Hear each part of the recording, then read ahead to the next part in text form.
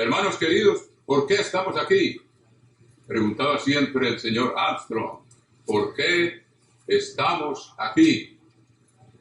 Hoy, hermanos, como también nos habló don Jorge Chávez Madrigal, alias Cocoy, recuerde que al apóstol Pedro le decían Pedro, pero era el apodo, el nombre de él era Simón. Pero nuestro Señor le puso el sobrenombre de Cefas, o sea, de Pedro. Pues hermanos, tenemos un gran privilegio de estar aquí.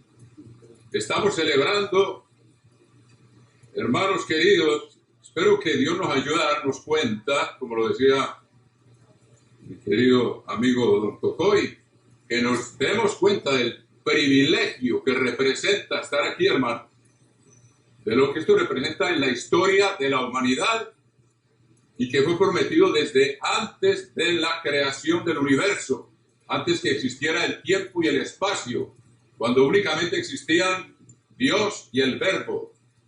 No había espacio, no había tiempo. Ellos habitan la eternidad, sin principio ni fin. Y desde allá lo planearon. Lo que hoy estamos celebrando aquí, hermanos, y vamos a verlo cómo lo planearon, está en la epístola de Tito, para tener una perspectiva de lo que estamos celebrando, hermanos, que se puede ver desde muchos puntos de vista. El señor Weston citó esta escritura ayer, capítulo 1 de la epístola a Tito. En el versículo 2 dice, en la esperanza de la vida eterna. Esperanza de la vida eterna. Hoy estamos recibiendo la simiente de la vida eterna. Hoy representa eso lo que recibimos en el bautismo. Aunque no hayamos sido bautizados el día de Pentecostés, pero este día representa lo que fue el bautismo nuestro para remisión de los pecados, de manera que quedara limpio este cuerpo que iba a ser el templo del Espíritu Santo. Por eso primero se bautiza a la persona cuando ha habido verdadero arrepentimiento y el templo queda limpio por la sangre de Cristo, hermano. Que antes era figura, los sacerdotes tenían que ofrecer un becerro y ofrecer otros sacrificios por ellos mismos y luego por el pueblo. Jesucristo mismo se ofreció y con el bautismo se cumple en cada uno de nosotros, hermanos, los pocos que hemos sido llamados, la pequeña manada que nos limpia el templo y luego se impone las manos para que el Espíritu del Padre pueda empezar a vivir ahí en un templo que ya está limpio de pecado. Por eso tenemos que tener tanto celo, hermanos, de vivir alejados del pecado, de vencer día tras día para no contristar el Espíritu de Dios. Como dice en Efesios, por el cual fuimos sellados para el día de la redención. O sea, cuando suene la séptima trompeta, los que hayan perseverado hasta el fin y estén vivos, todavía tienen ese sello. El Espíritu está ahí todavía, han perseverado hasta el fin. Y los que murieron, también, los que murieron en el Señor, entonces resucitarán ellos primero y luego nosotros, los que estemos vivos. A lo mejor nos toca, hermano. Ya estamos viendo la profecía como nunca la habíamos visto, hermanos. Estamos muy cerca del fin. Estamos viendo los actores de la escena final del drama humano. Es lo que estamos viendo ahora en el panorama mundial. Pero miren esto, entonces dice Tito, capítulo 1, versículo 2, la esperanza de la vida eterna, la cual Dios, que no miente, o sea, el Padre prometió, yo voy a tener hijos, vamos a tener una familia. Prometió desde antes del principio de los siglos. Quiere decir, no había tiempo todavía. No había todavía planetas que marcaran el paso del tiempo. La Tierra, ustedes saben que gira, se tarda 24 horas en dar un giro sobre sí misma. La Luna gira alrededor de la Tierra, tarda un mes. Y la Tierra gira alrededor del Sol, se tarda un año. Eso no existía, hermanos. No había cómo medir el tiempo. Y en Isaías, no quiero ir hasta allá ahora, Isaías dice, Dios habita la eternidad, sin principio ni fin, sin principio de días ni fin de vida. Y aún estando allá, antes de empezar a crear el universo, hermanos, Dios, el Padre, que vino a ser el Padre, porque antes ambos eran un Dios, como dijo Jesucristo, el Padre y yo uno somos, pero antes de que el Verbo se convirtiera en Jesucristo, hicieron el plan de tener una familia, de transmitir la vida eterna. Entonces, ahora Dios, hermanos, en este día de Pentecostés estamos celebrando el cumplimiento de esa promesa en nosotros, porque recibimos la unción del Espíritu Santo de Dios, que nos transmite la simiente de la vida eterna, que debemos mantener viva, alimentándola a diario con la misma palabra de Dios, para que no se apague. Es como un fuego que Dios enciende en nosotros, hermanos, como fue representado el día de Pentecostés. Había lenguas de fuego, un fuego invisible, pero que está ahí. Dios lo enciende y a nosotros nos corresponde mantenerlo encendido. El sacerdote tenía que poner aceite todos los días en la lámpara para mantener la lámpara encendida. Si la dejamos apagar, es culpa nuestra. Dios lo encendió, y encendió el fuego en el altar donde sacaban. Todo fuego que se usaba en el templo tenía que salir del altar y afuera, donde estaban los sacrificios que se celebraban en el altar de bronce. Ese fuego es el que tenía que usarse para encender las lámparas, para quemar el incienso y para todos los sacrificios. Recuerda lo que le pasó a los hijos de Aarón, a Nadab y a Abiú. Tal vez se pusieron muy felices con que los habían ungido sacerdotes y se fueron y sacaron, tal vez tomaron, la impresión es que, no lo voy a leer todo eso, pero ustedes lo saben, en el capítulo, creo que, en fin, en el libro de Levítico, ellos los ungieron y fueron y sacaron fuego por allá de otra parte y vinieron a ofrecerlo delante de Dios, hermanos. Fue una ofensa terrible para Dios. Y fue lo que ocurrió con los que introdujeron la apostasía en la iglesia, hermanos. Trajeron fuego ajeno, extraño, de universidades de este mundo que pretenden conocer a Dios y no lo conocen porque no le obedecen. Y la metieron en la iglesia de Dios, hermanos. Pero la iglesia no habría, Jesucristo dijo, las puertas del Hades no prevalecerá contra ella, y aquí estamos nosotros como prueba viva de que la iglesia de Dios continúa y continúa su misión, hermanos, de la cual, como explicó nuestro apreciado hermano, yo le digo Cocoy con cariño, y del privilegio tan grande que tenemos. Ahora, miremos algo aún más extraordinario que estaba ya anunciado desde la ley de Dios. Jesucristo dijo, yo no vine a abolir la ley, sino a darle cumplimiento. El grave problema del mundo católico y protestante que se dice cristiano, hermanos, es que cree que todo esto, fíjense la diferencia entre lo que llaman el Antiguo Testamento y el Nuevo. Miren ustedes la diferencia, hermanos. Aquí está el Evangelio de Mateo y aquí está, miren, el grueso de lo que llaman el Antiguo Testamento y el Nuevo es cortico en comparación. O sea que Jesucristo no tenía que venir a explicar otra vez todo. Nos dio los principios para que entendiéramos lo que ya estaba escrito en la ley. No vine a abolir la ley, ni los profetas, sino a dar cumplimiento. Y miremos el cumplimiento tan maravilloso que estamos celebrando hoy. Está en el capítulo 30 del libro del Éxodo, mis queridos hermanos. Capítulo 30. Los invito a que vayan al versículo 22. Capítulo 30, versículo 22. Y veamos algo tan maravilloso que Dios está hoy recordándonos de que somos parte de esto y que somos un grupo muy privilegiado, como se nos explicó en el sermoncillo de la ofrenda.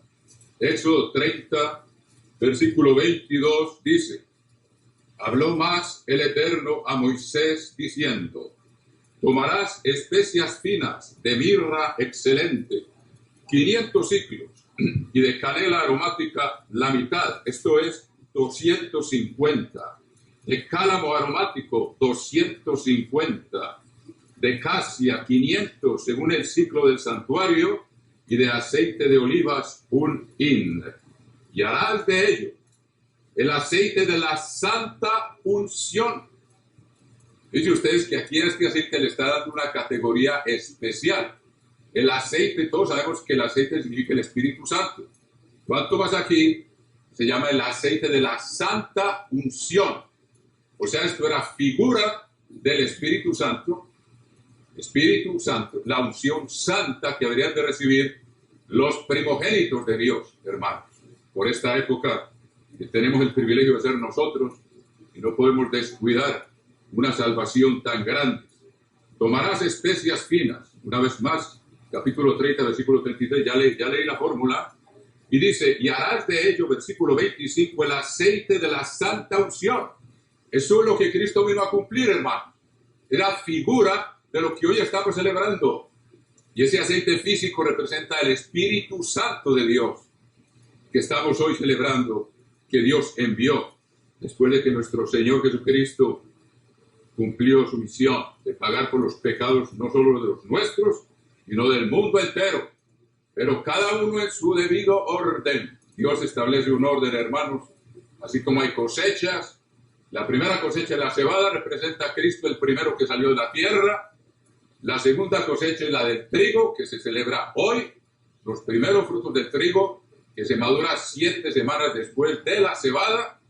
Y luego viene la gran cosecha de los frutos del verano, que se recoge como los higos, las granadas, las uvas y las aceitunas para el aceite de oliva, hermanos, que son los frutos de la tercera cosecha. Hay mucho que decir de eso, pero ahora no nos detendremos en ello. Luego dice, entonces, en el versículo 26, una vez más, al final del versículo 25, será el aceite de la santa unción. Y en el versículo 26 dice, con él ungirás el tabernáculo de reunión, el arca del testimonio, la mesa, con todos sus utensilios, el candelero, todos sus utensilios, el altar del incienso, que sabemos que esto eran figuras de lo que hay arriba en el cielo. Moisés hizo todo de acuerdo con el modelo que le fue mostrado en el monte. Todo, por eso Dios los unge como figuras, y como es figura también del Espíritu Santo, de lo que Dios tiene establecido en los cielos.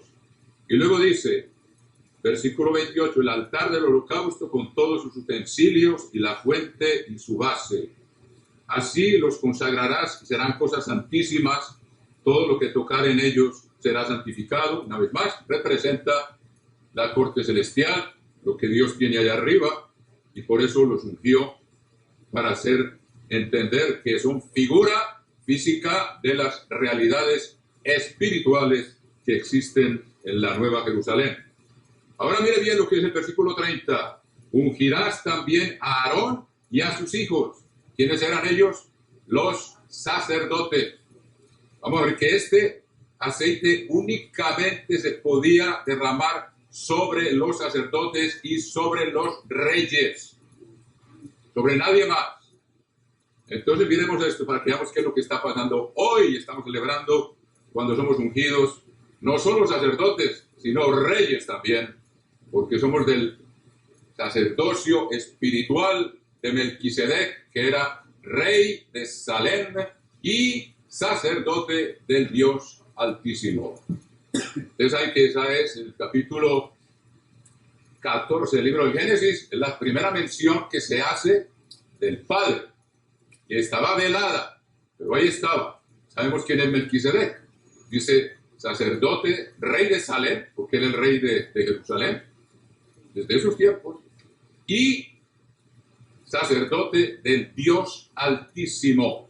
O sea, él estaba aquí y el Padre allá, y él se presentó ante Abraham, ustedes saben la historia. Ungirás también a Aarón y a sus hijos, y los consagrarás para que sean mis sacerdotes. ¿Figura de qué? De lo que somos nosotros ahora, hermanos queridos. Y hablarás a los hijos de Israel diciendo, este será mi aceite de la santa unción por vuestras generaciones. sobre carne de hombre no será derramado. Está queriendo decir el que no sea llamado al sacerdocio, que Aarón fue llamado, y David fue llamado, y ustedes saben, y Saúl también. O sea, si no es llamado, si es una persona que no tiene llamamiento, no se puede ungir con ese santo aceite de la unción. Igual que Dios no le da el Espíritu a alguien que no haya llamado y le haya dado el arrepentimiento y ¿verdad? Y ha sido bautizado y recibe el Espíritu Santo. Todo esto estaba aquí, hermanos. Jesucristo vino a darle cumplimiento. Por eso es importante, hermanos, cuando leamos la Biblia, como decía David, abre mis ojos y miraré las maravillas de tu ley. Vemos, todo esto estaba consignado aquí desde entonces, hermano. Y es un estudio fascinante cuando Dios empieza a abrirle los ojos a uno y empieza a entender todas las cosas que ya estaban aquí y que Jesucristo les vino a dar cumplimiento. Y ahora estamos celebrando ese cumplimiento. Versículo 32, sobre carne de hombre no será derramado, ni haréis otro semejante conforme a su composición. Santo es, y por santo lo tendréis vosotros.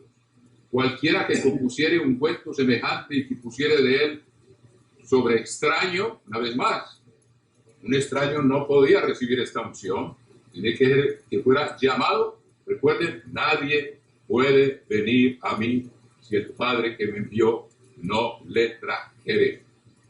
Y los que Dios trae a Jesucristo, nos trajo, por eso estamos aquí. ¿Cuál es su destino? Ser reyes y sacerdotes. Ambas cosas, hermanos. Y luego sigue en el versículo 34. Dijo además a Moisés, luego sigue lo que es el incienso, no voy a detenerme en eso ahora. Sabemos que es las oraciones de los santos que suben ante el altar de Dios arriba en los cielos. Pero miren ustedes que dice que Aarón iba a ser ungido como sacerdote, y miremos que ese aceite se llama la santa unción. Debemos saber que David también fue ungido con ese aceite. El cuerno que llevaba Samuel para ungir a David. Ahora, ¿cómo sabemos? Si no está en la Biblia, a la ley y al testimonio, hermanos. Miren el capítulo 89 del libro de los Salmos, y ahí ven ustedes eso, hermanos queridos. Capítulo 89, versículo 20 del libro de los Salmos. Dice 89 de los Salmos, versículo 20. Hallé a David, mi siervo, lo ungí con mi santa unción. Que leemos en el primer libro de Samuel, versículo 16. Cuando Samuel derramó el cuerno de aceite, y era aceite aromático. O sea, que debemos de ser un perfume para el mundo, hermanos. No heder, sino reflejar el fruto del Espíritu y ser como un aroma ante el mundo, porque es un perfume, hermano. Y miren lo que dice: hallé a David, mi siervo, lo ungí con mi santa unción. ¿Y qué dice la Biblia?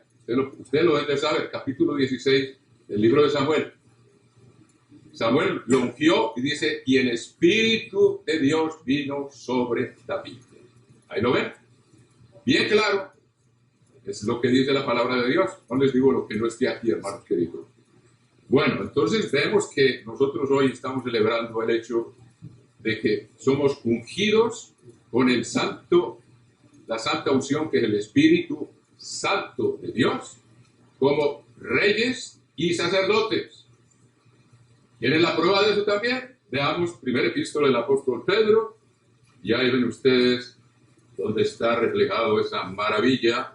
Primera epístola del apóstol Pedro, como les digo, y decía el señor Armstrong, a mí no me crean, créanle a la Biblia, mis queridos hermanos. Entonces dice claramente, primera epístola del apóstol Pedro, capítulo 2 y versículo 9. Aquí lo tienen. Que dice, mas vosotros sois linaje escogido. O sea que ese espíritu no era para todo el mundo, sino para un linaje escogido, los líderes del mundo de mañana. ¿Y qué dice después? Real sacerdocio. Ahí lo tienen, los dos, reyes y sacerdotes. Con esa unción somos ungidos de las dos, recibimos el ungimiento de la doble función de reyes y sacerdotes, que es un sacerdocio real, que es espiritual, superior al de Aarón. El de Aarón fue hecho sin juramento, como dice el apóstol Pablo en Hebreos.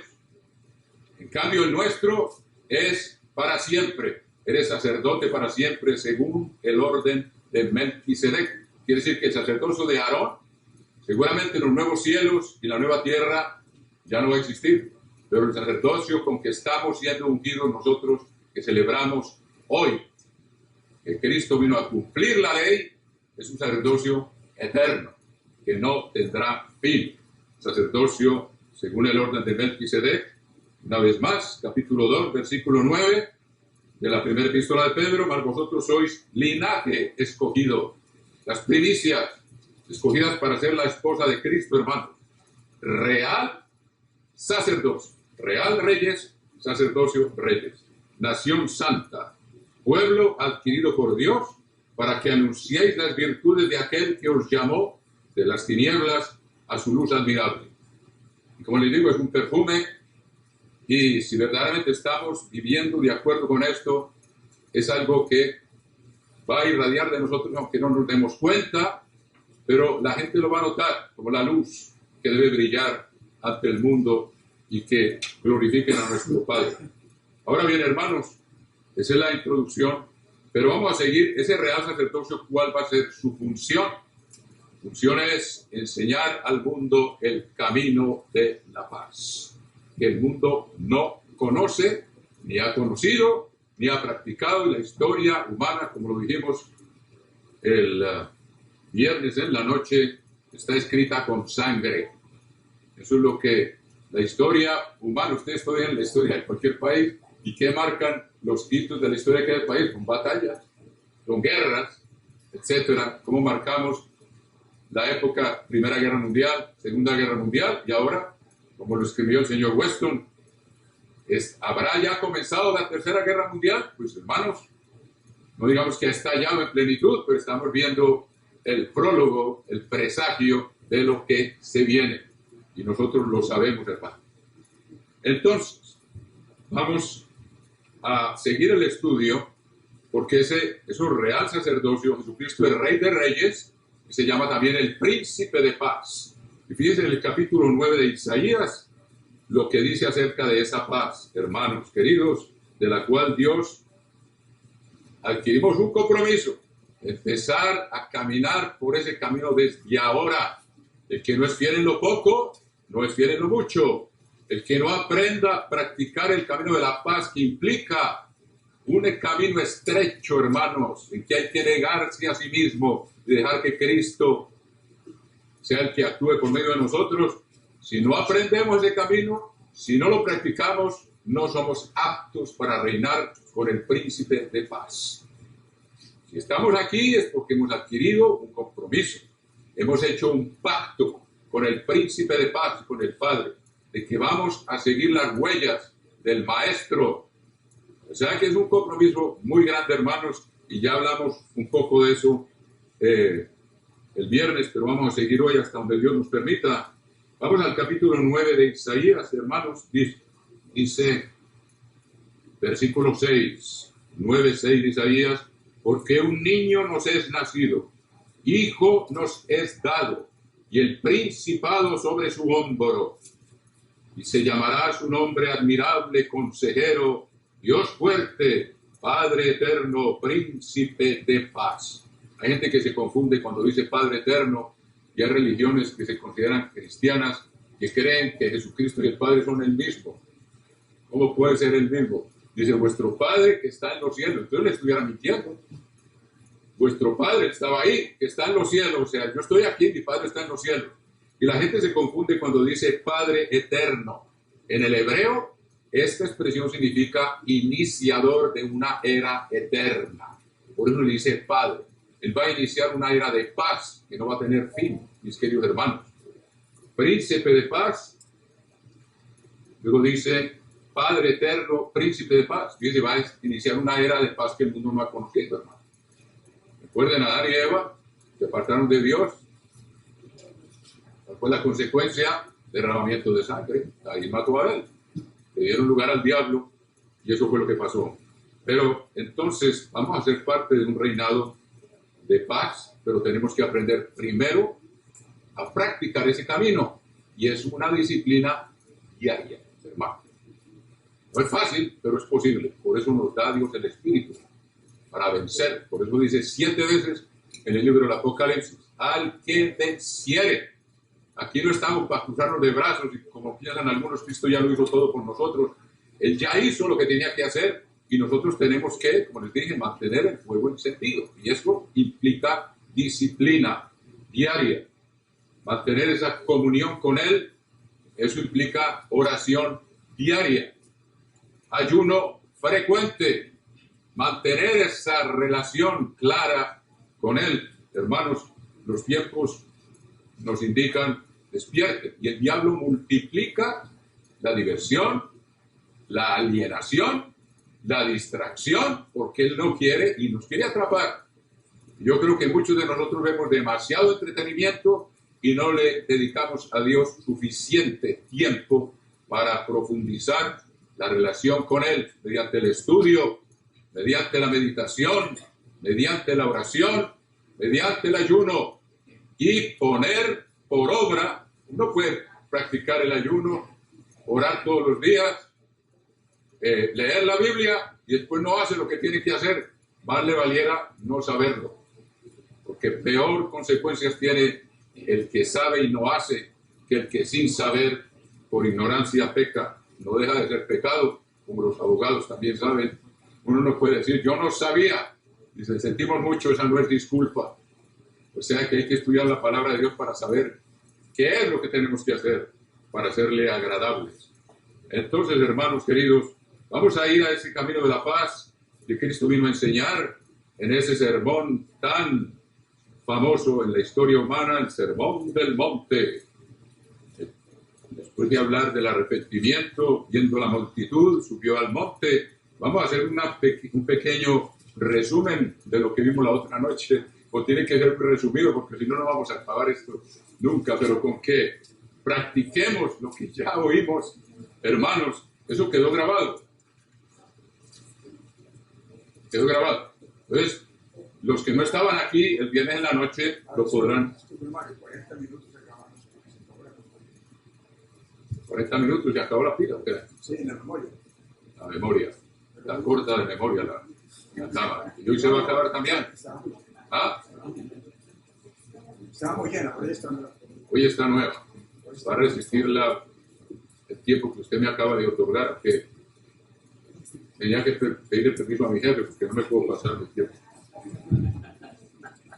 Me tienen invitado y todavía no he. A veces obedezco y otra vez me olvida, pero no es excusa. O sea que, bueno, entonces vamos al capítulo 5. Si vamos a reinar, que vemos real sacerdocio, con el sacerdote, sumo sacerdote que es Jesucristo, con el príncipe de paz, rey de reyes, tenemos que haber aprendido el camino de la paz y haberlo practicado, y que se hubieran visto los frutos en nuestra vida ahora, y si no, no se aplicará lo que está escrito en el capítulo 20 del libro del Apocalipsis, donde dice, vi tronos y se sentaron los que recibieron facultad de juzgar. ¿Por qué recibieron facultad de juzgar? Porque pusieron por obra lo que van a enseñar. Entonces están facultados para enseñar. Si no lo pusieron por obra, no vamos a estar ahí, hermano. Así es fácil, Jesucristo mismo lo dijo. Capítulo 20 del libro del Apocalipsis, versículo 4, vi tronos y se sentaron sobre ellos los que recibieron facultad de juzgar. Aquí estamos teniendo esa oportunidad y ese gran privilegio. Capítulo 5 del libro de Mateo, a ver si logro sintetizar, y ya espero que esos 40 minutos los puedan oír ustedes, porque lo que estamos haciendo es explicar lo que está aquí, hermano. Capítulo 5 del Evangelio de Mateo, esto lo podemos identificar como el camino de la paz, porque vamos a ver que cada una de esas bienaventuranzas tiene que ver con la paz. La paz interna también nuestra, para poder proyectarla. Tenemos que tener paz adentro. Y dice, viendo la multitud, subió al monte. Y sentándose vinieron a él sus discípulos, y abriendo su boca les enseñaba diciendo: Bienaventurados los pobres en espíritu, porque de ellos es el reino de los cielos. Les expliqué Isaías 57, Isaías 66, que es una persona pobre de espíritu, una persona humilde, un corazón contrito y humillado no despreciarás tú, oh Dios. Es importante que Dios nos muestre cómo somos, hermanos, porque uno mismo se engaña. Y el orgullo es un engaño porque uno tiende a disimular sus pecados, hermanos, a verlos en los demás y no a verlos en nosotros mismos. Pero por eso podemos hacer todo un sermón sobre eso. Pero bienaventurados los pobres en espíritu, porque de ellos es el reino de los cielos. El reino de los cielos es un reino de paz. Pobre de espíritu significa humilde. Y en el capítulo 13, versículo 10 del libro de los Proverbios dice: ciertamente la soberbia concebirá contienda. O sea que si hay contienda en nuestros hogares, hay orgullo ahí. Esperamos que no sea de parte nuestra, pero es la misión nuestra, hermano. Ciertamente la soberbia concebirá contienda. La primera contienda en la historia del universo, ¿cuándo ocurrió? Cuando a Lucifer se le subió a la cabeza todo lo que Dios le había dado, como que se le olvidó de quién se lo había dado y se creyó que él podría ser Dios. Se enorgulleció. ¿Qué pasó? Contienda. Sedujo a una tercera parte de los ángeles para derrocar a Dios de su trono, y aún lo va a volver a tratar de hacer antes del fin de esta era, hermanos. Él sabe que el fin se está acercando y va a procurar, aunque esté escrito ahí que va a ser derrotado. Él no cree en la palabra de Dios. Él cree en lo que él cree que es. Y está engañado. Y está engañando. Así, hermanos, que bienaventurados los pobres en espíritu, porque la primera contienda y todas las demás son a causa del orgullo. El orgullo que todos tenemos, hermanos. Empezando aquí por número 1, que tenemos que estar dispuestos a vencerlo. Y uno se siente que se muere. Por eso Cristo dijo: hay que hacer morir, hay que crucificar todas esas tendencias nuestras, hermanos, y humillarse. Y creemos que si uno se humilla va a quedar aplastado. Y Dios dice: no, el que se humilla será ensalzado. Pero Él se encarga de hacerlo, no nosotros. Y el que se ensalza será humillado. Y eso se aplica, hermanos. Eso no falla. O sea que no hay que tener miedo de humillarse. Dios se encargará de exaltarnos a su debido tiempo. Entonces, de eso es lo que les digo del primer punto, porque hay mucho más que decir. Pero es muy importante saber por qué dice los pobres en espíritu, porque eso significa los humildes, o sea, la gente que tiembla la palabra de Dios, se humilla pensando en lo que ha transgredido y se esfuerza con todo su ser por obedecer los principios que nos da el príncipe de paz, de humillarnos ante Dios y de evitar contiendas, humillándonos. Eso implica humildad y dominio propio. Ahí empieza a vencer. Esos son los que van a reinar con Cristo. Un orgulloso ahí no entra. Ya vimos que el diablo no va a estar ahí, porque es él. Es interesante que él se compara con Leviatán. Aquí, hermanos, por todos lados hay escritura. Leviatán es una figura del diablo.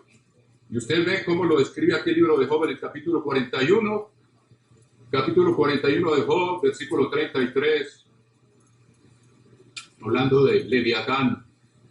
Dice: no hay sobre la tierra quien se le parezca, animal hecho exento de temor.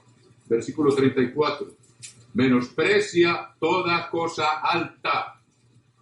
Ahí también Dios es alto y menosprecia a Dios. Es rey sobre todos los soberbios. Ahí lo tienen. Rey sobre todos los soberbios. Bueno.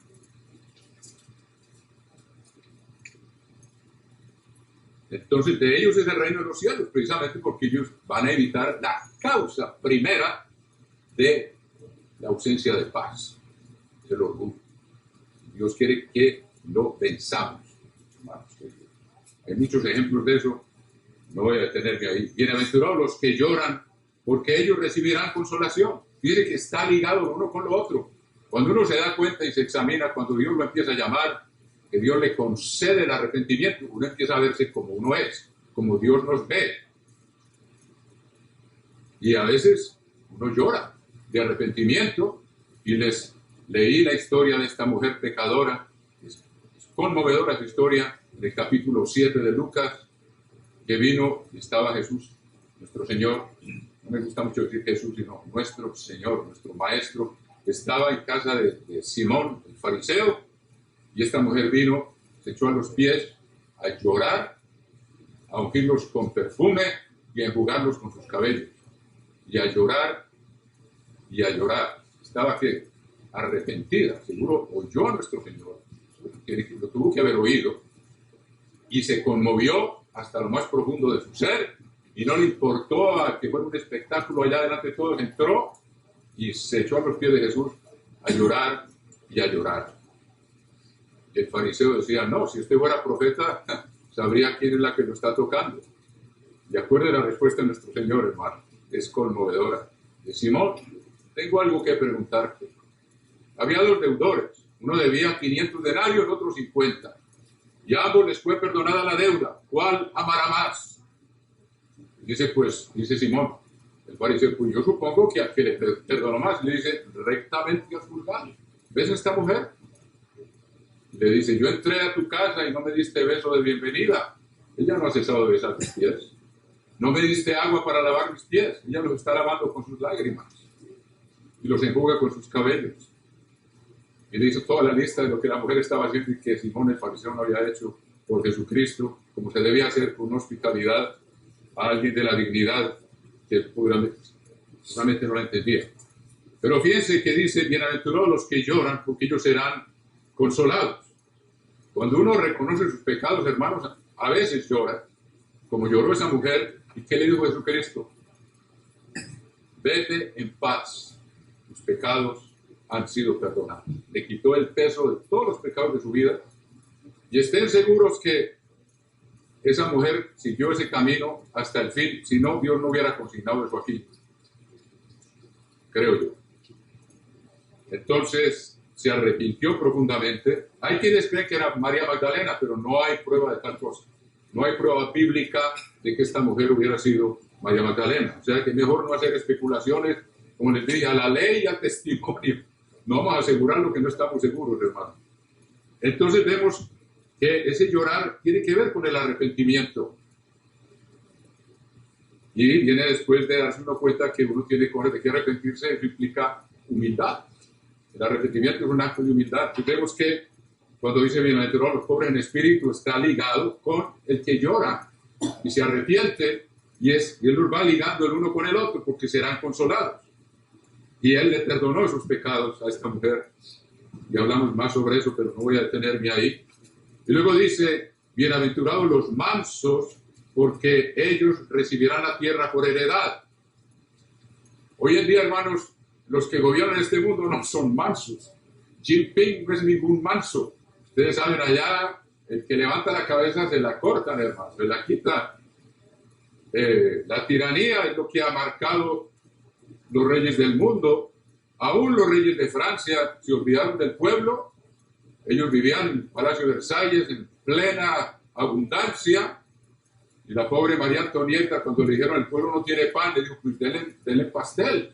O sea, yo no caí en cuenta de la situación del pueblo. Si no había pan, menos iba a haber pastel. Entonces, por eso, en parte perdieron la vida los reyes de Francia por haberse olvidado del pueblo, vivir en su mundo sin estar en contacto con la realidad del pueblo. Pero dice, bienaventurados los mansos, porque ellos recibirán la tierra por heredad. ¿Qué vamos a necesitar nosotros? Haber tenido esa facultad de tener dominio propio. Para uno ser manso, eso significa tardo para la ira. Se los leí también en el capítulo 34 del Éxodo. Dios le proclama su nombre a Moisés. También les dije, el nombre de Moisés, el nombre de Dios no es un sonido fonético como muchos creen, que si no pronuncia exactamente como es en hebreo, Dios no lo va a escuchar. Hermano, eso es absolutamente ridículo. Él mismo fue el que confundió las lenguas.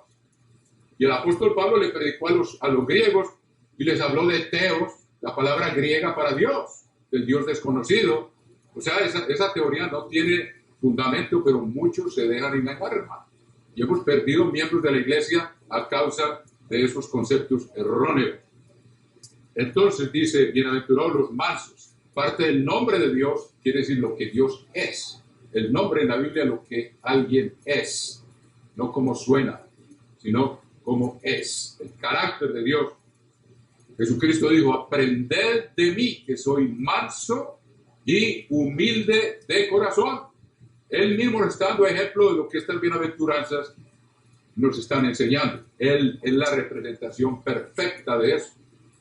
Manso y humilde de corazón. Él siempre decía, las obras que yo hago, el Padre es el que las hace, no soy yo. Las palabras que yo digo son las palabras del Padre. Él no se atribuía ninguna gloria, hermano. Todo lo relacionaba con la relación profunda que tenía con el Padre. Entonces, el manso tenemos que nosotros aprender. Vamos a ver unos proverbios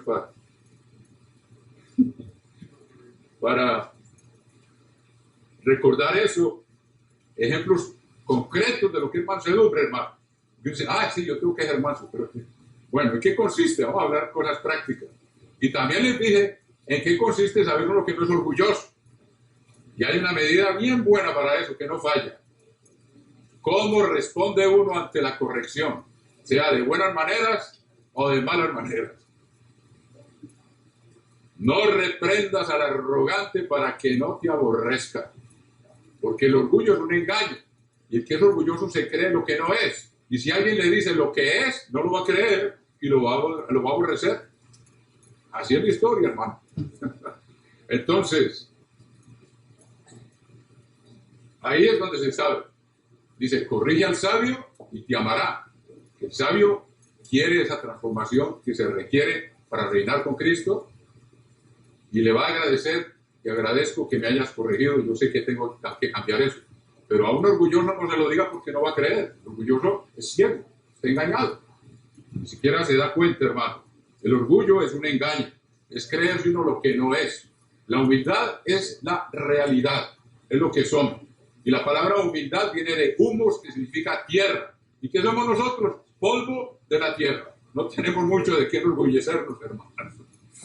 Tenemos los días contados y no tenemos, es un engaño. Y a eso hay que pedirle a Dios que nos lo dé y que Jesucristo, él mismo dice, aprended de mí. O sea, dice, maestro, enséñame a ser humilde como tú, porque yo solo no puedo. Y él nos enseña y nos prueba y nos humilla para perfeccionar nuestro carácter, hermanos, para que podamos reinar con él. Entonces, veamos unos ejemplos en Proverbios. Dice, como les digo, muy fácil es decir, Dios dice, él es lento para la ira y también dice que es manso. Dios es manso, dice Jesucristo, y cuando Dios declara su nombre dice, lento para la ira. Y uno tiende a ser muy rápido en reaccionar, hermano.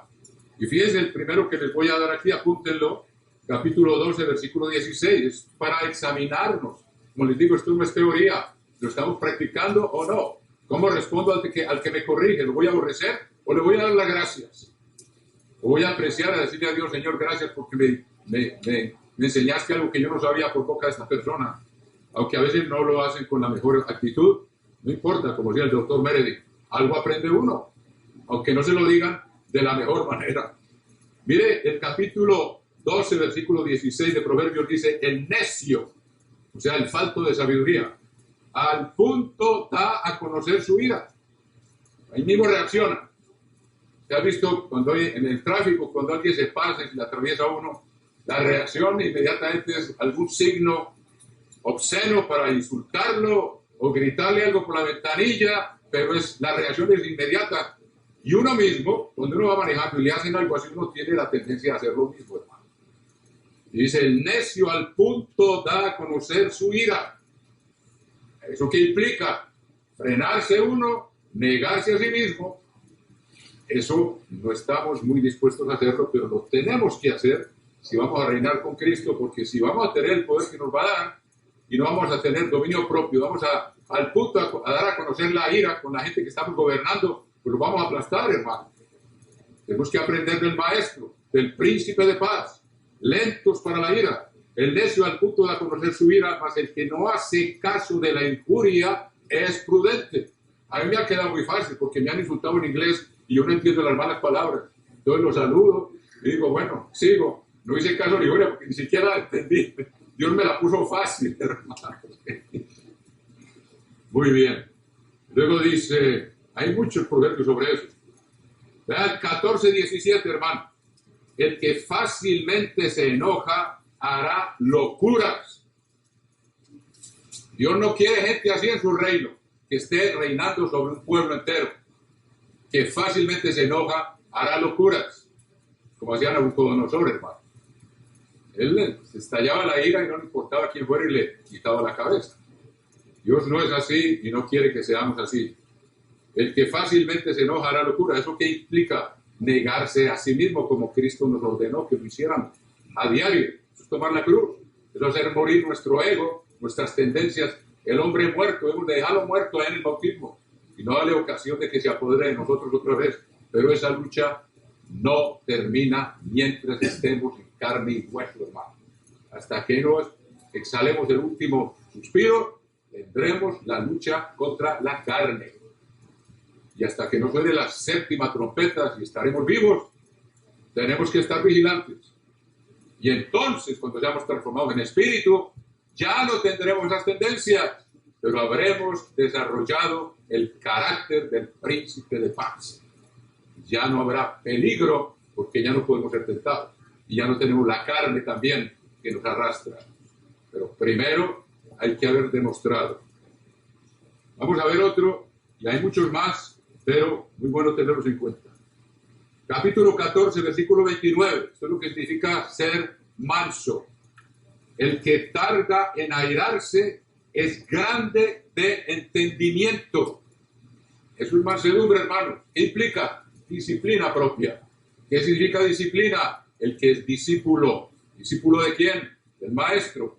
Él tenía esa disciplina. Y tenemos, como dice, bástale al discípulo ser como su maestro. Dice, el que tarda en airarse es un atributo del carácter de Dios mismo. Como se lo explicó a Moisés, y yo se lo leí en el capítulo 34 del Éxodo. Tardo para la ira, grande en misericordia. El que tarda en airarse es grande de entendimiento, mas el que es impaciente de espíritu enaltece la necedad. ¿Cuántos conflictos hay en las casas entre padres e hijos, hijos y padres, marido y mujer, porque no tenemos esa capacidad de refrenarnos? Dios nos la ha dado, a nosotros nos corresponde ponerla a trabajar, hermano. Como dice, el amor cubrirá multitud de faltas y el odio despierta rencillas.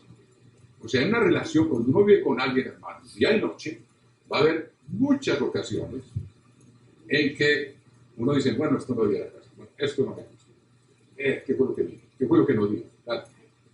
Multitud, y ¿qué dice? El amor cubre multitud de faltas. Si queremos vivir en paz con la gente, hermanos, tenemos que ser capaces de pasar por alto cantidad de cosas que no hace falta armar un problema o cosas que pueden pasar por alto. Eso no es fácil, pero ese es, como les dije, es el camino de la paz. Y es lo que estamos celebrando aquí ahora. Estamos siendo ungidos para enseñarle al mundo entero lo que nunca ha conocido. Entonces, y hay más, hermano. Vamos a ver otro más y con eso los dejo, con esa bienaventuranza, y ven que es necesario para que haya paz y que se manifiesta mucho en ese proverbio que dice, el amor cubre multitud de faltas. Uno tiene muchas cosas, tiene que pasar por alto, hermano. Porque uno quiere arreglar cada cosita y que el otro sea como a mí me gusta que sea, hermanos. No vamos a llegar a ningún lugar. Yo tengo que cambiar. Si Dios es el ejemplo para que el otro, si está convertido o no está convertido, para que aprenda también. Porque yo lo estoy practicando sin predicárselo. Practicándolo. Pasando por alto cosas que no vale la pena empezar un problema. Y todos tenemos ese problema. Y a las damas, Dios las advierte en el libro de Proverbios, dice, con gotera continua, en tiempo de lluvia, es la mujer rencillosa. Bueno, eso no se aplica únicamente a las mujeres, nosotros también somos así. Pero Dios lo pone en femenino también para que tengamos bien en cuenta que no hay que adquirir los hábitos. Dice, es mejor vivir en el tejado o en el desierto que con mujer rencillosa en casa espaciosa. Entonces, todos tenemos que aprender, el marido tiene que aprender a pasar por alto cosas y la esposa también, para que haya paz. Si uno está esperando que el otro cambie a gusto mío, nunca va a haber paz. La otra también va a esperar a que uno cambie a gusto de ella y ahí quedamos enredados en el camino de este mundo, hermano. La guerra. Vamos a ver otro versículo, capítulo 16, versículo 32. Es muy bueno que leamos el libro de Proverbios y vayan marcando cada proverbio que ilustran muchas cosas. 16:32 dice, mejor es el que tarda en airarse que el fuerte. O sea que hay más poder en dominarse uno a sí mismo que en reaccionar y hacer un desastre. Y luego dice, mejor es el que tarda en airarse que el fuerte, el que se enseñorea de su espíritu. El Espíritu Santo que Dios nos da es precisamente para aprender a dominar esas tendencias a diario. El que se enseñorea de su espíritu, que el que toma una ciudad. O sea, alguien puede ser un gran general y saber tomarse una ciudad, pero no es capaz de dominarse él mismo. No es apto para el reino de Dios. Bueno, sigamos a ver hasta dónde llegamos, hermano. Si no terminamos, ustedes terminan con la ayuda de Dios, pidiéndole que nos ayude a entender el camino de la paz que el mundo no conoce, y si lo conoce, no tiene el poder para ponerlo por obra. Estas cosas parecen sencillas, pero uno siente que algo muere cuando uno decide, me voy a negar a mí mismo. Decisión radical, voy a cerrar la boca. ¿Y qué dice? El que no ofende de palabra es hombre perfecto, capaz de dominar todo su cuerpo. Eso es lo que Dios quiere de nosotros. Yo no pretendo haber alcanzado ya, pero procuro, y con la ayuda de Dios lo podemos lograr. Ahí está en la epístola de Santiago, donde se manifiesta el verdadero carácter de una persona, el aroma del Espíritu, el que no ofende de palabra, el que no devuelve mal por mal, es capaz de dominar todo su cuerpo. Es una persona que ha crucificado su ser, y como decía el apóstol Pablo, ya no vivo yo, es Cristo quien vive en mí. Pero eso requiere una decisión radical de poner, de hacer morir, de crucificar esas tendencias que tenemos. Es un entrenamiento diario para poder reinar con Jesucristo. Sigamos, capítulo 5 dice, bueno, vimos los mansos porque ellos heredarán la tierra. Dios nos dará poder sobre ciudades y naciones, como dice en el libro de Apocalipsis, al que venciere. ¿A qué se está refiriendo Jesucristo? ¿Vencer qué es? Estas cosas. Es cambiar para ser como Él es. Le daré autoridad sobre las naciones, porque Dios estará seguro que no vamos a oprimir a la gente. Jesucristo es el príncipe de paz, y Él no es un opresor como son los dictadores de este mundo, hermanos queridos. Luego dice, bienaventurados los que tienen hambre y sed de justicia, porque ellos serán saciados. ¿Qué es hambre y sed de justicia, hermano? ¿Qué es justicia? ¿Se acuerdan la definición bíblica? Salmo 119, versículo 172. Todos tus mandamientos son justicia. Como explicó el Señor vuestro, no únicamente la letra, sino la aplicación espiritual. Porque lo que Jesucristo vino a enseñar es que no hay que ir a matar a alguien para cometer homicidio, con odiar a alguien, con tenerle rencor a alguien, con no perdonar. Ya somos homicidas y ningún homicida tiene vida eterna en sí mismo. Está negando el Espíritu. Si no se arrepiente, lo puede perder y nunca va a volver. O sea, hermanos, que aquí tenemos un compromiso. Este es un pacto que estamos celebrando con Dios hoy, de que nos comprometemos a seguir estas instrucciones. Bienaventurados los que tienen hambre y sed de justicia, porque ellos serán saciados. O sea, esa ansia de ser como Jesucristo. Ese deseo de ser como Él. Hambre y sed. Eso es amar a Dios con todo el alma, que es parte de la ley de Dios. Vamos a hacer un ejemplo de alguien que tenía hambre y sed de justicia. O sea, no únicamente la letra, como nos explicó muy bien el señor Weston ayer. No, bueno, yo cumplo los 10 mandamientos, pero ¿cómo los cumple? Acuérdense que con mirar a una mujer y codiciarla, ya se comete adulterio, hermano. No hay que ir a cometer el acto físico. En la mente ya se comete adulterio.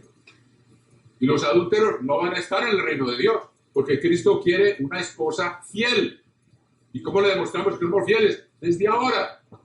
El que mira pornografía está siendo infiel a un pacto de matrimonio que hizo con Jesucristo. No va a estar en el reino de Dios. Y esa es una maldición que ahora está llegando hasta la infancia misma en el mundo entero. Parece que lo que más llena las páginas del internet es pornografía. Porque eso se vende, a la gente tiene un poder de atracción tremendo, pero Dios lo hizo para que lo transformáramos en carácter, para ser fieles, los que son casados a su mujer, o la mujer a su marido, por ahí derecho siendo fieles, porque el que ve pornografía ya está cometiendo adulterio, está casado. Y si está soltero, está cometiendo fornicación. Y los fornicarios van para el lago de fuego, no van a estar en el reino de Dios. O sea, hermanos, que esto no es teoría. Como les dije, esto es de vida diaria. Y hoy en día, más que nunca, Jesucristo mismo dijo, por haberse multiplicado la maldad, el amor de muchos, y está hablando de gente de la iglesia. Porque ¿quiénes tienen amor? ¿Qué es el amor? Amor, dice 1 Juan 5:3, es que guardemos sus mandamientos. Pero por haberse multiplicado la maldad, entre ellos la pornografía y la violencia, el amor de muchos se enfriará. Y se envician a estar mirando eso, porque el ojo nunca se sacia. Está escrito en Proverbios. El ojo del hombre nunca se sacia. Entonces se vuelve una adicción. Se convierte en una manera de vivir y de obsesionarse y convertirse en obsesivo con cuestiones sexuales. Eso tiene su lugar. Dios fue el que se inventó la sexualidad. Y le ordenó a Adán y a Eva que fueran una sola carne, como a todo el que se casa Dios se lo ordena. O sea, Dios lo hizo y lo ordenó que se llevara a cabo. Pero dentro de una relación tal como Dios la instituyó, entre marido y mujer. Y con una disciplina diaria, no estar mirando por otros lados, codiciando la que no es su mujer. Y así Dios sabe si vamos a ser fieles por la eternidad. El que no es fiel en lo poco, es fiel en lo mucho. Y el que no vence esos vicios. Y hay gente en la iglesia, espero que aquí no haya. Pues yo sé que hay gente en la iglesia que es adicta a la pornografía. Si no la vencen, no van a entrar en el reino de los cielos. Es infiel la persona. El que no es fiel en lo poco, no va a ser fiel por la eternidad. Tarde o temprano, se le sube a la cabeza algo y va a haber otro diablo ahí y Dios no va a permitir eso. Él ahora no va a dejar entrar a nadie que no haya probado. Al diablo, a Lucifer, Dios le dio todo sin probarlo. Todo se lo dio de entrada. Belleza, inteligencia, poder, riqueza, un tercio de los ángeles para gobernar. O no lo probó antes. Y Dios aprende. O también lo hizo para mostrarnos una lección. Y no perseveró. El rey Saúl era el más buen mozo, el más alto. Y lo cogieron rey. Pero Dios no lo había probado. Y no perseveró. David tuvo que pasar como 10 años, hermanos, con la vida pendiendo de un hilo, día y noche. ¿Dependiendo de quién? El único que los podía librar era Dios. Su relación con Dios, y la tuvo que desarrollar y cultivar después de que había sido ungido rey, igual que nosotros. Nosotros ya fuimos ungidos rey y tenemos el Espíritu Santo, pero todavía no hemos recibido el reino. Pero sí tenemos un sacerdocio que ejercer, que es un sacerdocio espiritual, que es la oración. Mañana y tarde son los sacrificios que ofrecemos. Poner aceite en la lámpara todos los días. Aceite en la lámpara, ¿qué es? Lámpara es a mis pies tu palabra, lumbrera a mi camino. Tenemos que alimentarnos todos los días de esta palabra. Si no, se nos vuelve borroso el mundo de mañana y empieza a traernos este mundo, hermanos. Y este mundo ya está que se acaba y el diablo está aumentando toda distracción que pueda para que se pierdan los que estamos destinados a reemplazarlo en el gobierno de este mundo, hermano. Y la maldad aumenta, mientras más se acerca el fin, peor se pone. Después de Sodoma y Gomorra, llegaron al colmo y ese mismo día perecieron. O sea que nosotros tengámoslo en cuenta, hermanos queridos. Hambre y sed de justicia, porque ellos serán saciados. Pero cuando uno tiene hambre y sed, tiene hambre de la palabra de Dios. Tiene hambre del Espíritu de Dios, que son ríos de agua viva. Hambre y sed. Y si uno se sacia de eso, ya tiene poder para vencer, porque tiene la visión viva. Yo quiero reinar con Cristo. Me quiero sentar en el trono con Él. Él dijo, el que venciere, se sentará conmigo en mi trono. Y cuando uno le viene una tentación, les lo digo a ustedes jóvenes sobre todo, recuerden, hermanos, no vendan ese privilegio de la primogenitura por un plato de lentejas, que fue lo que hizo Saúl. Y cuando uno pierde la visión de la promesa que Dios nos ha hecho, hermanos, por no estar estudiando, orando, ayunando, poniendo por obra cada día estas cosas, a eso se vuelve borroso porque es una dimensión espiritual. Y únicamente el que tiene el Espíritu la discierne. Y si uno no la cultiva, se le va volviendo borrosa y el mundo se le hace cada vez más atractivo, hermanos. Tenemos que tener cuidado con eso, hermanos. Tenemos que tener hambre y sed de justicia porque ellos serán saciados. Ese deseo, miren cómo David lo expresaba. Huyendo continuamente. Estaba en el desierto de Judá y Saúl venía detrás de él con 3,000.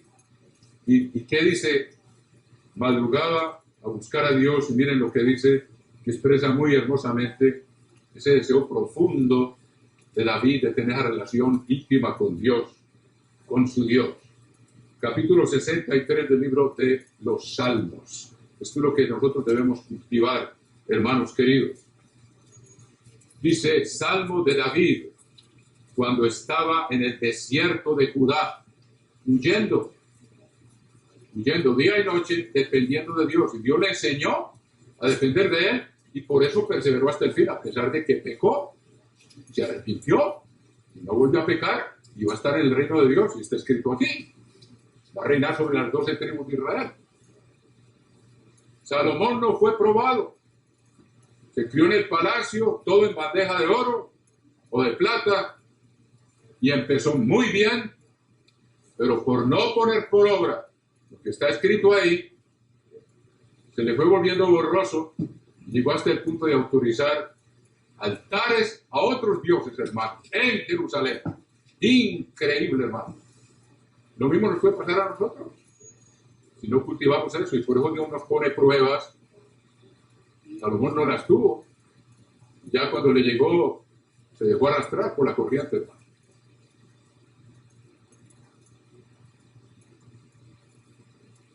José fue probado. Lo vendieron de 17 años. Y Dios lo probó. La mujer del patrón se enamoró de él. Y José tenía la visión en las cosas de Dios. Le dijo, ¿cómo voy a hacer yo esto? Y pecaré contra el Eterno. Ya que la ley ya estaba. Sinaí, todavía faltaban más de 400 años para el Sinaí, pero ya conocía la ley de Dios. Hay gente que cree que la ley fue revelada en el monte Sinaí. Abraham, ¿cuántos años vivió antes del monte Sinaí? Más de 400 años antes. Y Abraham, como lo explicó también el señor Weston ayer, guardó los mandamientos, los testimonios, los estatutos, los decretos de Dios. Ellos ya conocían la ley de Dios. Y José fue probado. Y por obedecer a Dios fue a la cárcel. Y no se amargó. Siguió creyendo que Dios realizaría sus sueños. Los sueños que el mismo Dios le había dado. Pero parece que estuvo como 10 años en la cárcel. Lo vendieron de 17 años. Entonces trabajó con Potifar. Y al poco tiempo, póngale a los 20 seguramente, por falsa acusación fue a la cárcel. Y allá se mantuvo. Y le pusieron grillos en los pies, como dice el Salmo 105. Y parece que también en el cuello le tenía un collar de hierro para que no fuera a escaparse. Se aguantó 10 años, hermanos. Dios lo probó y de repente, ustedes ya saben la historia, es el más inspirador que hay. Dios lo hizo señor de Egipto. Fuera de Faraón no había uno más grande que él. Le dio autoridad para hacer lo que quisiera hacer. Ya estaba probado. Lo mismo va a pasar con nosotros, hermanos. Dios nos está probando ahora, día y noche, y esto es una buena forma de examinarnos para saber si vamos a recibir el reino. Y José, ya vieron ustedes que lo recibió. ¿Y qué dice David aquí en el Salmo 63? Estaba siendo probado, pero tenía hambre y sed de justicia. Salmo 63, versículo 1. Dios, Dios mío eres tú, de madrugada te buscaré. ¿Lo hacemos nosotros? De madrugada te buscaré. Mi alma tiene sed de ti, mi carne te anhela. ¡Wow! Eso sí era una pasión tremenda. Un hombre según el corazón de Dios. Pero el mundo de hoy nos tiene tan distraídos que estas cosas están desapareciendo. Se está entibiando la gente por tanta maldad, tanto entretenimiento, tanta distracción y poca relación con Dios. ¿Dónde estaba David? En el desierto. Allá no hay distracciones, hermano. ¿Dónde se fue Jesucristo a ayunar? Al desierto. ¿Dónde nos va a llevar Dios al lugar de refugio si somos considerados dignos de escapar? Al desierto, hermano. A desintoxicarnos por 3 años y medio. Si hemos sido vencedores, porque para uno entrar allá ya tiene que estar venciendo, hermano. No nos dejemos arrastrar por la corriente de este mundo, hermano. Si vamos a tomar en serio Pentecostés, ese es el compromiso que tenemos, hermano. Y no vamos a estar allá, hermano.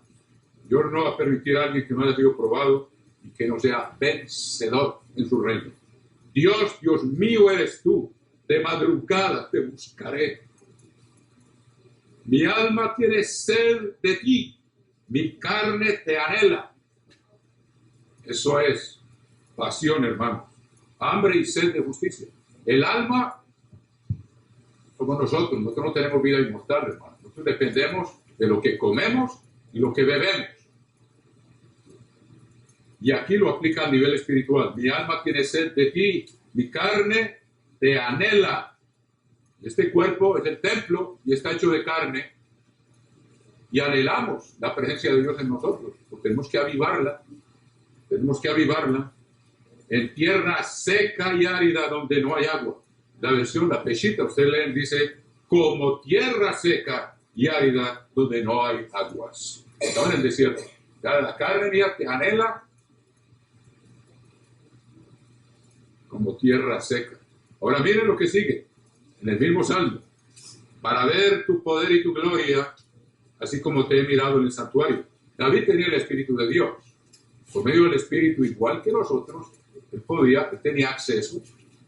Cristo todavía no había muerto, pero Dios llama las cosas que no son como si fueran. Jesucristo ya se había ofrecido desde antes que Adán y Eva pecaran, dice el apóstol Pedro, como un cordero sin mancha y sin contaminación, desde antes de la fundación del mundo. Y Dios lo daba por hecho. Ya era como si estuviera muerto, porque Él dijo, yo me voy a ir, voy a morir por toda la humanidad, pero cada uno en su debido orden. Y David tenía el Espíritu de Dios. Y podía percibir como en un espejo, como dice el apóstol Pablo, la presencia de Dios. No la vemos cara a cara. Para ver tu poder y tu gloria, así como te he mirado en el santuario. porque mejor es tu misericordia que la vida. Esto sí es, hermano, hambre y sed. Y les digo, el diablo con todo lo que nos está poniendo por delante, nos quiere mantener alejados de esto, que se vuelva borroso. David en el desierto no tenía distracciones, tenía tiempo de estar en contacto con Dios, día y noche. Mis labios te alabarán, así te bendeciré en mi vida. Y miren, en tu nombre alzaré mis manos. Y miren la respuesta aquí, como de meollo y de grosura será saciada mi alma. Bienaventurados los que tienen hambre y sed de justicia. Y aquí él estaba anhelando ante todo el cumplimiento del primer mandamiento. Amarás al Señor tu Dios con todo tu corazón, con toda tu alma, con toda tu mente y con todas tus fuerzas. Es lo que David hacía. ¿Y qué dice? Como de meollo y de grosura será saciada mi alma, y con labios de júbilo te alabará mi boca. Y uno no busca a Dios así, hermanos. Dios no responde. Dios no es barato. Él no es fácil. Por eso pone un mandamiento. Leámoslo. El primero y mayor de todos los mandamientos. Amarás al Señor tu Dios con todo tu corazón. Hermanos, eso, con toda tu alma, con toda tu mente y con todas tus fuerzas.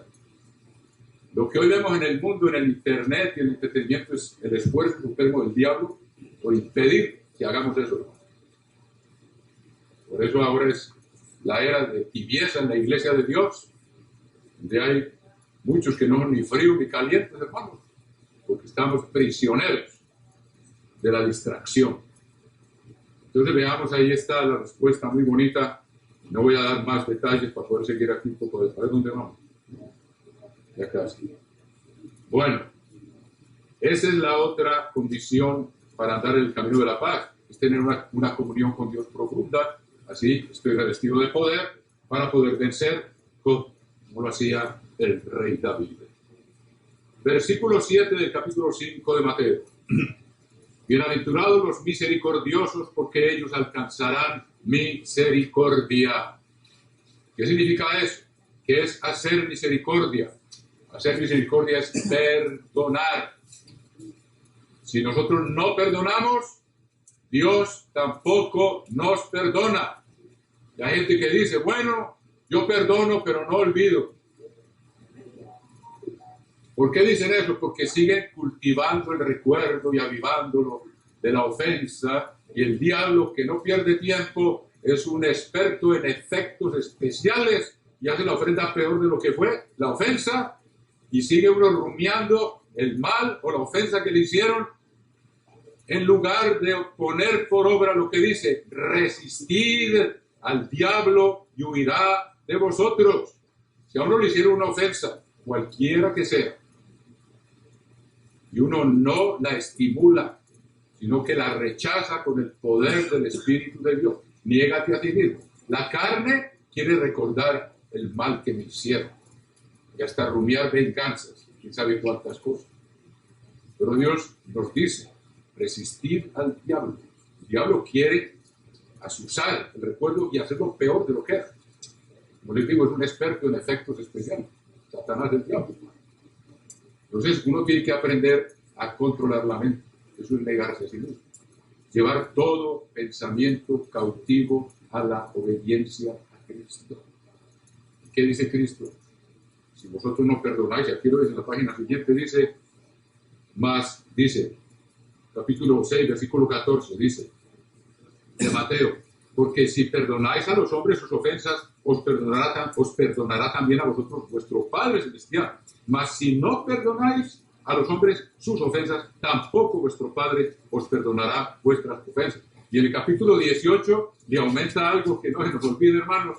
Aquí dice, capítulo 18 de Mateo dice, versículo 35, 18:35, así también mi Padre Celestial hará con vosotros si no perdonáis de todo corazón cada uno a su hermano sus ofensas.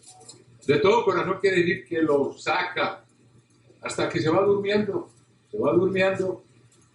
ya no lo rumia, ya no lo revive, lo rechaza, resiste al diablo que lo quiere avivar lo rechaza y se va quedando como dormido en el pasado. Y ya uno ve a la persona y ni se acuerda, ya ni piensa en la ofensa, porque supo controlar su mente tal como Dios lo ordena, llevar cautivo todo pensamiento a la obediencia a Cristo. No rumiar las ofensas que nos han dado. Y tenemos el poder de borrarlas. Ahora, si uno se pone a escarbar, la Biblia dice, el insensato escarba en busca del mal y en su lengua, en su boca hay como llama de fuego. Hay gente que vive recordando las ofensas que le hicieron, hermano, y no habla sino, sale llama de fuego. Leámoslo para que vean, está en Proverbios, hermano, así encuentro. Esas cosas tenemos que rechazarlas. Ese es el camino de la paz. Si no tiene sentimientos de rencor, si no perdona, no está en paz uno. El cruel se atormenta a sí mismo, mantiene la herida abierta, el que sale sufriendo es uno. En cambio, el que no estimula la ofensa se va cicatrizando hasta que se olvida y se sana. Así de sencillo es, hermano. Vamos a ver si encuentro esa escritura. Es muy importante tenerlo en cuenta, hermano. Y uno de los proverbios muy útil para ilustrar principios prácticos en la vida, hermano. Mire, por ejemplo, el capítulo 11, versículo 17 dice, Proverbios 11, 17, apúntenlo. A su alma hace bien el hombre misericordioso. ¿Por qué? Perdona y lleva cautivo ese pensamiento, lo rechaza hasta que se va durmiendo, déjelo que se duerma. Se está haciendo bien a sí mismo, hermano, porque no está reviviendo una herida que lo hace sufrir. Entonces, a su alma hace bien el hombre misericordioso, mas el cruel se atormenta a sí mismo. Lo que me hizo fulano, y lo revive otra vez. O lo que me hizo fulana, lo que sea, y lo sigue reviviendo, vive amargado. No se produce la dopamina, se llama. Tiene el experto aquí en medicina. Hay una sustancia en el cerebro que la han probado los psiquiatras. Mientras una persona está llena de rencor, el cerebro no la produce. Porque está reviviendo la ofensa continuamente y vive amargada. El que perdona, ya el pasado pasó, hermano, sea lo que sea, no lo podemos remediar. Más vale olvidarlo y que Dios nos bendiga. Y dice, mas el cruel se atormenta a sí mismo. Miren ustedes la elocuencia de eso. Miren, aquí hay otro.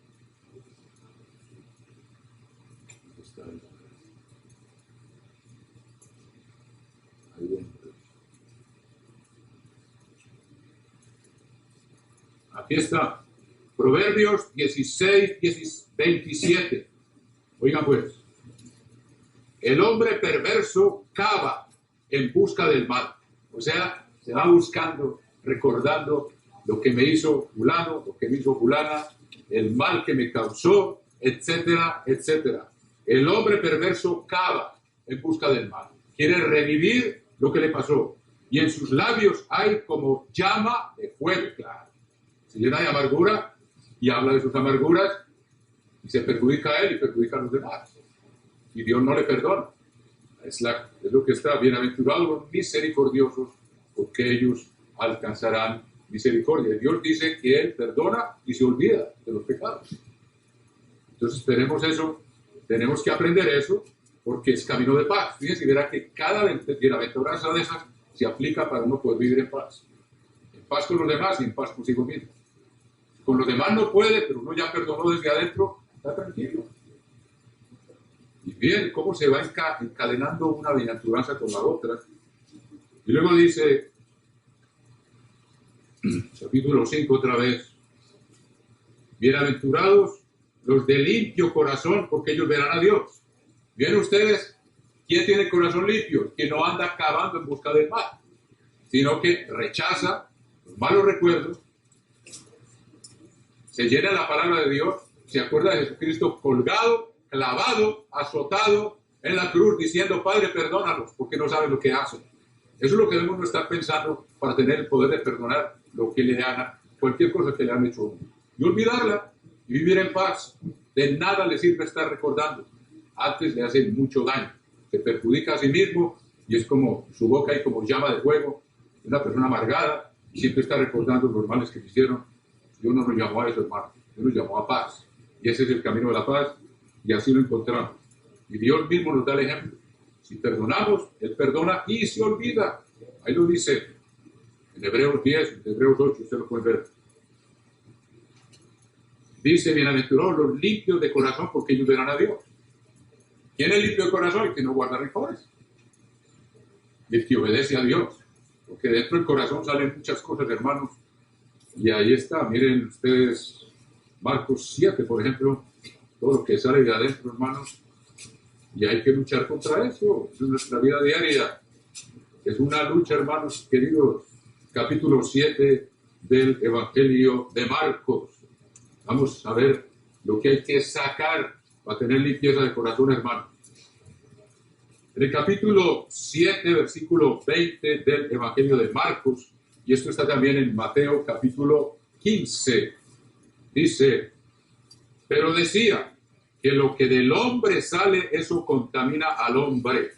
Y miren, porque de dentro del corazón del hombre salen los malos pensamientos, los adulterios, estamos hablando de eso, las fornicaciones, los homicidios, que para nosotros no trata de ir a matar a alguien, sino guardarle rencor, de no perdonar a alguien. ¿Vean? Los homicidios, los hurtos, las avaricias, las maldades, el engaño, la lascivia, que es obsesión con cosas sexuales que produce el hábito de la pornografía, la envidia. Después se puede hacer un estudio sobre la envidia. Dice, cruel es la ira e impetuoso el furor, mas ¿quién podrá sostenerse delante de la envidia? A José lo vendieron por envidia, a Jesucristo lo mataron por envidia, y Pilato se dio cuenta. Pilato sabía, y ahí dice, que por envidia lo habían entregado. Caín mató a Abel por envidia, etcétera. Ustedes pueden mirar eso. Uno puede darle lugar a eso. Si alguien es bendecido, gloria a Dios. Si lo quiso bendecir, a lo mejor se acuerda de mí también. Pero hay que alegrarse con las bendiciones de los demás. O alguien es ordenado y a mí no me ordenaron. Bueno, bendito sea el eterno Dios. Él es el que decide, es el que guía las cosas. Luego dice, oiga, la lista es larga, hermano. Lascivia, envidia, maledicencia, hablar uno más de los demás. Eso sí que es difícil, hermanos queridos. Dios dice, cuidémonos de eso. La soberbia, ya lo vimos, sale del corazón. La insensatez, todas estas maldades de dentro salen y contaminan al hombre. ¿De dónde salen? Del corazón. Y todo eso hay que negarse a sí mismo, llevar todo pensamiento cautivo a la obediencia a Cristo, pedirle que nos lave, que nos limpie, y entonces tendremos limpieza de corazón y veremos a Dios. Y también dice, muy bonito el Proverbio 22, es un encuentro, que de lo cual habló nuestro querido don Nelson Monti ayer, acerca de la amistad que debemos añorar para tener con Dios. ¿Qué se necesita? Miren lo que se necesita para tener una amistad con el Maestro desde ahora y para siempre. 22:11 de Proverbios. El que ama la limpieza de corazón, por la gracia de sus labios, tendrá la amistad del Rey. De la abundancia del corazón, habla la boca. Si alguien se niega a sí mismo, no guarda rencores, lleva cautivo todo pensamiento a ese pacto que está escrito aquí, que hoy lo estamos celebrando, los 10 mandamientos, no solo en la letra, como se nos explicó ayer, sino en su dimensión espiritual, tiene limpieza de corazón. Y Dios ama a una persona así. El que ama la limpieza de corazón no guarda rencores, sabe perdonar. Y como se van encadenando todas las bienaventuranzas, ese es el camino de la paz que el mundo no conoce, que tenemos que estar practicando a diario. El que ama la limpieza de corazón, por la gracia de sus labios, tendrá la amistad del Rey. Cuando uno ora, Dios sabe que viene de un corazón limpio, que perdona, que sabe negarse a sí mismo y darle lugar a la presencia de Cristo. en nosotros mismos para vivir, como decía el apóstol Pablo, ya no vivo yo, vive Cristo en mí. ¿Pero qué dice? Estoy crucificado con Él. Esa crucifixión, hermanos, negarse a sí mismo, negar rencores, negar tentaciones, eso es un trabajito, pero sin eso no vamos a entrar en el reino de los cielos, hermano. Ese es el gran engaño de la religión, del falso cristianismo, hermano. Oh, Cristo ya lo hizo todo por mí. No, hermano. Tenemos una senda estrecha que andar.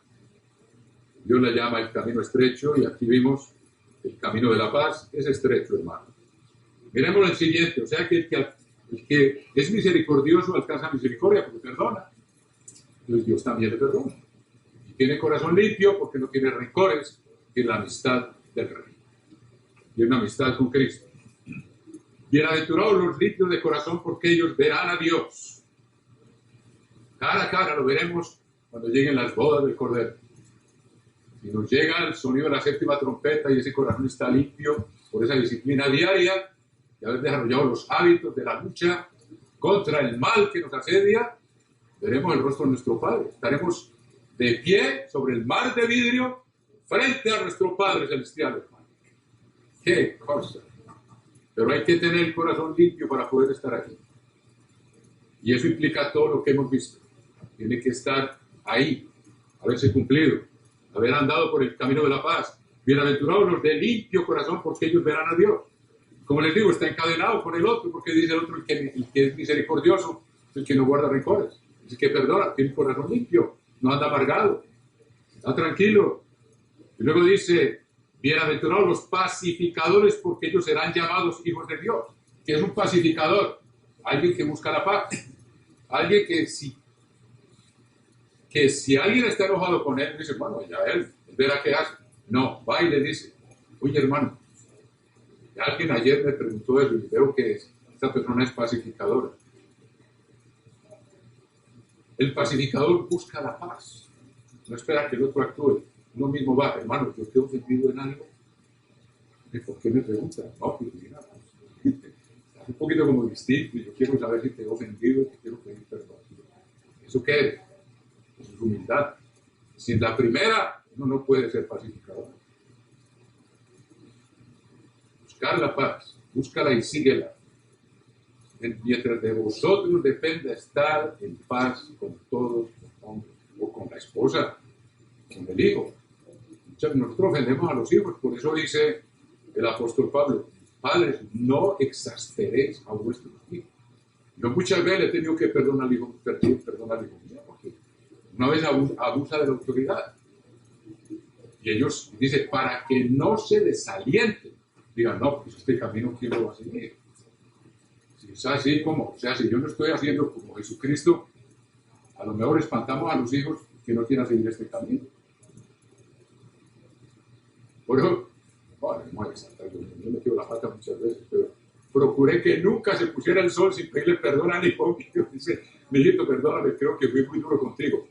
Gracias, papá, por decírmelo.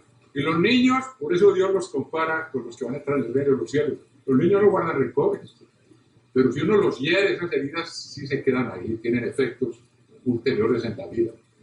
Por eso uno no debe nunca quedarse callado. Si uno les pide perdón, los niños perdonan y la herida se sana. En un corazón de un niño se sana casi inmediatamente. A nosotros nos cuesta un poco más de trabajo borrar las heridas, pero los niños, y muchas veces los niños le dicen a uno la verdad, hermano, y el orgullo uno no lo quiere aceptar, pero si los niños le dicen a uno la verdad, o si uno los exaspera, por el hecho de que son hijos, no quiere decir que no les voy a pedir perdón. Y entonces ellos aprenden también a pedir perdón, pero si uno siempre tiene la razón, entonces ellos también tienen la razón siempre. Y nunca van a pedir perdón. O sea que todo eso es una maravilla, como todo esto está encadenado, hermano. Bienaventurados los pacificadores, porque ellos serán llamados hijos de Dios. Una vez más, uno sospecha que uno, y es como dijo Jesucristo mismo, traes tu ofrenda, hoy presentamos una ofrenda, y te acuerdas que tu hermano tiene algo contra ti, que es pacificador, el que no se queda callado, indiferente, y no va y lo busca, Dice, hermano, yo creo que yo te ofendí. O yo sé que yo te ofendí. Te pido que me perdones. Hermanos, eso es humillarse o no. Y es la primera bienaventuranza. Sin eso no hay camino de paz. Y el que se humilla será ensalzado. Después lo van a respetar a uno más por haberse arrastrado, como decimos, pedir perdón. Ya uno hace su parte. Eso es ser pacificador. Cristo lo ordena para que nuestras ofrendas sean recibidas en su presencia. Si te acuerdas que tu hermano tiene algo contra ti, deja tu ofrenda, reconcíliate con él, o sea pacificador. Vaya, pida perdón, después venga y presenta la ofrenda. Entonces ya está en paz con él. O sea que no hay únicamente que perdonar a los que nos han ofendido. Eso es parte del camino de la paz, pero no está completo. Hay que pedir perdón a los que hemos ofendido. Entonces Dios acepta nuestras ofrendas y nuestro corazón se limpia. Serán llamados hijos de Dios. Bienaventurados los que padecen persecución por causa de la justicia, porque de ellos es el reino de los cielos. Hermanos, esto es serio. Jesucristo dijo, viene la hora en que el que os mate pensará que le está haciendo un servicio a Dios. Por guardar el sábado, por no adorar una imagen, o por no tener parte en la religión de este mundo. Es una prueba seria, pero dice, por eso que uno tiene que mantener los ojos puestos en la meta, como lo tuvieron los 3 amigos de Daniel. Le dijeron al rey, francamente le dijeron, como quien dice, no, la decisión no está, ya está tomada. Y uno iban a ver si el rey de pronto cambió de, no vamos a adorarla y nuestro Dios nos puede librar. Y si no, tampoco la adoramos. Y ahí se demudó Nabucodonosor. Le faltaba dominio propio a Nabucodonosor. Tuvo que aprender y Dios lo tuvo que humillar. 7 años para que aprendiera. Y entonces, bienaventurados los que padecen persecución por causa de la justicia, porque obedecen los mandamientos de Dios. Si nosotros no somos juzgados dignos de escapar, de ir al lugar de refugio, porque no estamos practicando esto, Dios nos va a dar la oportunidad de practicarlo. El señor Weston me decía que en Múnich, en los días de Hitler, había una estatua de Hitler en un pasillo, en un lugar donde la gente pasaba mucho por ahí, y todo el que pasaba tenía que decir Heil Hitler, a la estatua. Y hay mucha gente que se encontraba un desvío por allá, por otras calles, para no pasar por ahí. Pero va a llegar el tiempo en que eso no se va a escapar nadie. Si quiere comer y comprar y vender, allá se va a llegar. Es cuestión de vida o muerte, como le tocó a sus 3 amigos, como le tocó a Daniel cuando siguió orando, a pesar de que había un decreto de los medos y los persas que no podía ser revocado, que adoraría a otro Dios que no fuera el rey Darío, será echado al fuego, al pozo de los leones. Dios lo probó. Dios nos prueba, hermanos, y si somos fieles ahora en cumplir estas cosas, Dios nos considerará dignos. Y bueno, ya me mostraste lo poco, no necesito probarte más, te llevo al lugar de refugio. Claro que ahí también tenemos que seguir siendo fieles hasta el fin, por 3 años y medio. O sea, hermanos queridos, que bienaventurados los que padecen persecución por la justicia, por causa de la justicia, porque de ellos es el reino de los cielos. Porque guardan los mandamientos por encima de todo. Obedecen a Dios antes que a los hombres. Hay gente que no va a la fiesta de los tabernáculos porque el jefe no les dio permiso. ¿Quién es el jefe, hermano? Ese jefe que está ahí, jefe del banco, gerente de un banco, por grande que sea, el que está allá arriba. ¿A quién vamos a agradar? Esa visión no se puede perder. Si uno no está practicando esto, se le hace borrosa. Ya le tiene miedo al hombre, le da miedo perder el puesto y pierde la fe en Dios. No está siendo fiel. Pero si está dispuesto a lo que sea, Dios se encarga. Nunca pierde que le obedece a Dios. Bienaventurados sois cuando por mi causa os vituperen y os persigan y digan toda clase de mal contra vosotros. Gozaos y alegraos, porque vuestro galardón es grande en los cielos, porque así persiguieron los profetas que fueron antes de vosotros. Bueno, hermanos, creo que me pasé un poquito. Bueno, mi jefe se está sonriendo, o sea que no sé. No. ¿Ah? Oh, Puede seguir. el otro jefe dice aquí que no se pasó. Bueno, ya terminamos, hermanos. Aunque apenas es para que iniciemos el camino de la paz o que sigamos andando en él hasta el fin, hermanos. Que Dios los bendiga, hermanos.